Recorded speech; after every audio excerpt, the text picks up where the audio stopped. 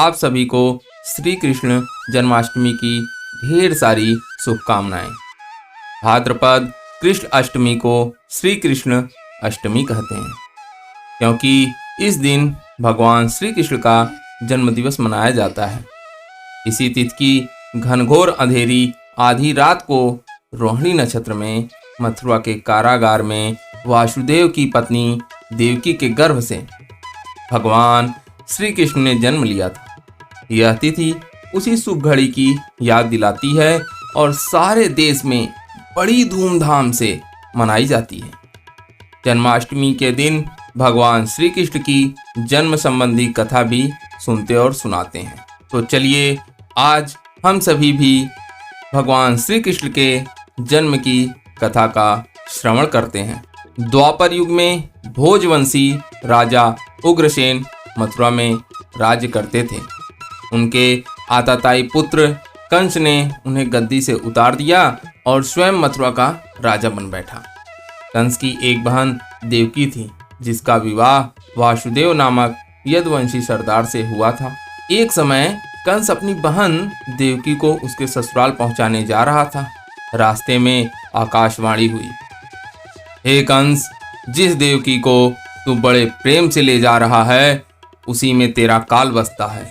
इसी के गर्भ से उत्पन्न 8वां बालक तेरा वध करेगा।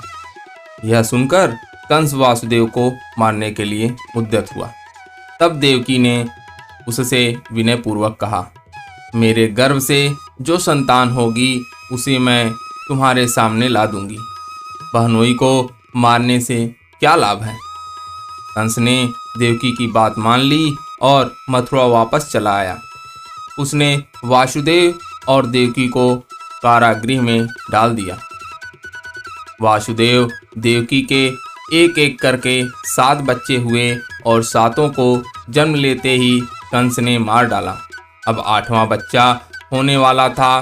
कारागार में उन पर कड़े पहरे बैठा दिए गए। उसी समय नंद की पत्नी यशोदा को भी बच्चा होने वाला था। उन्होंने वासुदेव देवकी के दुखी जीवन को देख 8वें बच्चे की रक्षा का उपाय रचा। जिस समय वासुदेव देवकी को पुत्र पैदा हुआ उसी समय संयोग से यशोदा के गर्भ से एक कन्या का जन्म हुआ, जो और कुछ नहीं सिर्फ माया थी।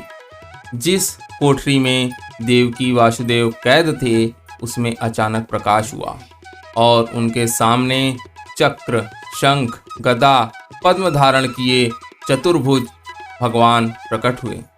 दोनों भगवान के चरणों में गिर पड़े। तब भगवान ने उनसे कहा, अब मैं पुनः नवजात शिशु का रूप धारण कर लेता हूँ।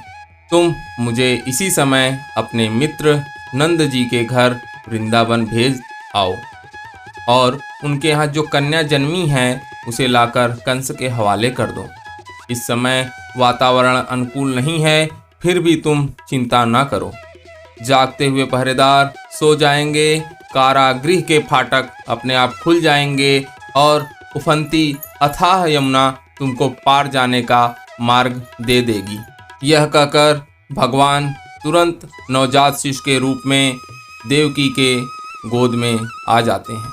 उसी समय वासुदेव नवजात शिशु रूप कृष्ण को सूप में रखकर कारागृह से निकल पड़े और अथाह यमुना को पार कर नंद जी के घर पहुँचे।